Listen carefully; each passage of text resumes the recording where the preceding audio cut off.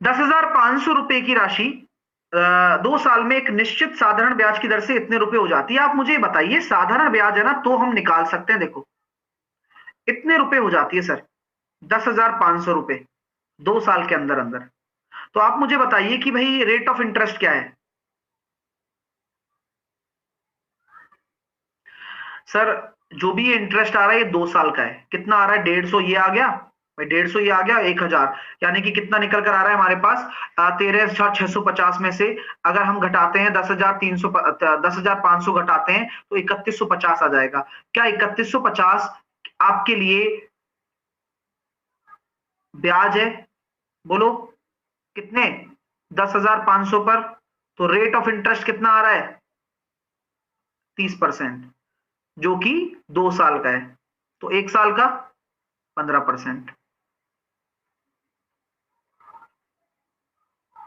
कोई दिक्कत? कोई दिक्कत नहीं। बोला क्या जा रहा है अब 1 साल में ही बोला गया है अर्धवार्षिक रूप से संयोजित हो तो ब्याज कितना होगा। यानी कि अगर मैं कह सकता हूं कि रेट कितनी हो गई, रेट अब आपकी हो गई 15/2%, 7.5%। और टाइम आपका कितना हो गया? 2 साल। प्रिंसिपल वही है, 10,500। चलिए, तो 7.5% को अगर मैं सॉल्व करता हूं सक्सेसिवली तो मेरे पास कितना निकल कर आ जाएगा बताइएगा जरा। 7.5% का 2 साल का सक्सेसिव परसेंटेज निकाल के बताइए, नेट परसेंटेज कितना होगा? सर 7.5, 7.5 15, और 7.5 और 7.5 सातों आठू कितना हो जाएगा? 15.56%। और 15.56% अगर आप निकालोगे किसका? 10,500 का। निकाल दीजिए बस, वही आपका राइट आंसर है। तो लगभग अगर आप 15 से गुणा करोगे तो कितना आ रहा है? 12,134 आ जाएगा आपका राइट आंसर। ठीक है। त्रिभुज एबीसी में डी भुजा बीसी पर एक बिंदु इस प्रकार है। देखिए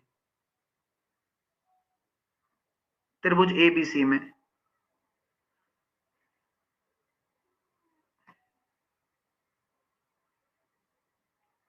एबीसी में डी भुजा बीसी पर इस प्रकार है। किस प्रकार है सर? इस प्रकार है। बोले किस प्रकार है? इस प्रकार है। बोले एडीसी आपका किसके बराबर है? 2BAD के। यानी कि ये जो एंगल है ना, ये अगर आपका x है तो ये आपका 2x है। हाँ, नहीं नहीं, ये अगर आपका x है तो ये आपका 2x है। चलो, तो यार ये बताओ, ये अगर आपका 80 दे रखा है, देने दीजिए, तो C आपका अगर 38 है तो ADB कितना होगा? ADB ये वाला। आप मुझे बताओ यार, ये 2x है तो ये वाला x नहीं हो जाएगा क्या? बताना। होगा नहीं होगा? होगा, क्योंकि ये x है, ये x है, ये 2x हो गया। अब आपको ADB निकालना है, आपको ये निकालना है। ठीक है। अब मुझे ये बताओ कि ये पूरा एंगल आपको 80 दे रखा है। सुनिएगा, देखो कितना मजेदार चीज है। ये पूरा एंगल आपको 80 दे रखा है, तो ये कितना होगा? 80, 38, 8 और 118। तो बचा हुआ कितना? ये 62। अगर ये 62 हो गया तो ये भी आपका 62 है। तो टोटल कितना हो गया? 124। तो ये कितना हो जाएगा? 56। मजा नहीं आया क्या? एक नंबर आ गया सर, मजा तो। माध्यक क्या है? 14 है। बहुलक क्या है? 8 है। और वो अब दोनों हस्बैंड भाई रेलवे की तैयारी कर रहे हैं।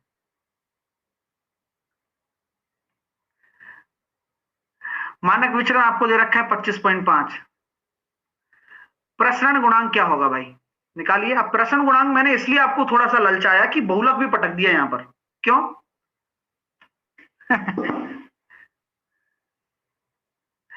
बहुल प्रसरण गुणांक क्या होता है? माध्य स्टैंडर्ड डेविएशन ऊपर आएगा,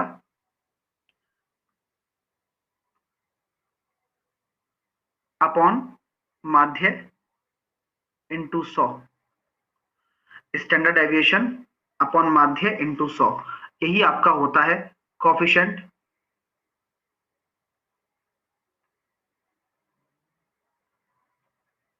वेरिएंस।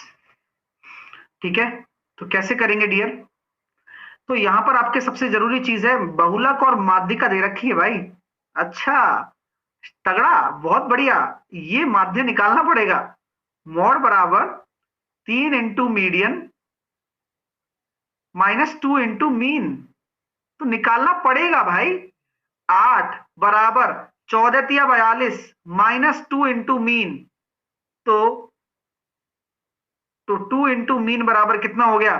34 हो गया। मीन बराबर 17 हो गया।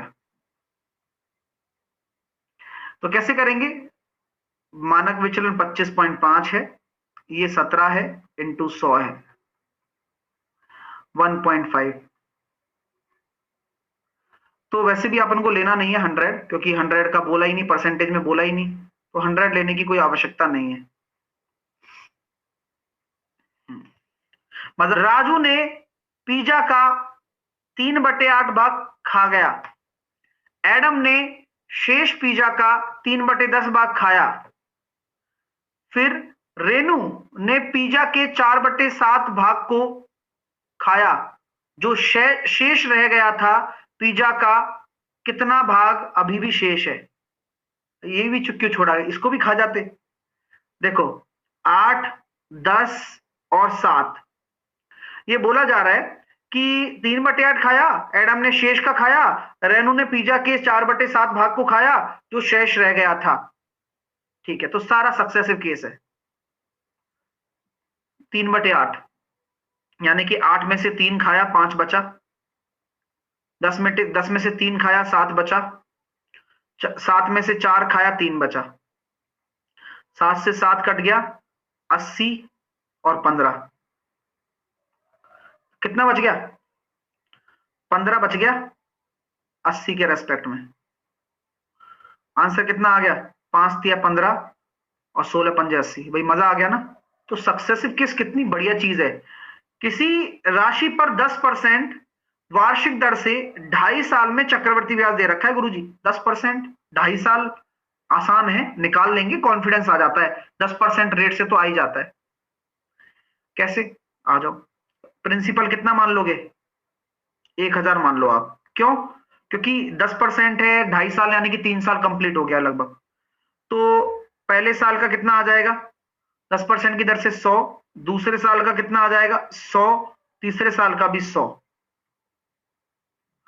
100 पर 10, उस 100 पर 10, उस 100 पर 10 और 10 पर 1। ठीक है, दूसरी बात आपके सामने क्या है?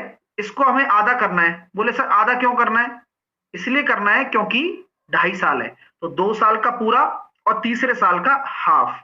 तो ये कितना आ रहा है? 210, और ये हो गया कितना? 120, 60 और 60.5, तो 210 और 60.5,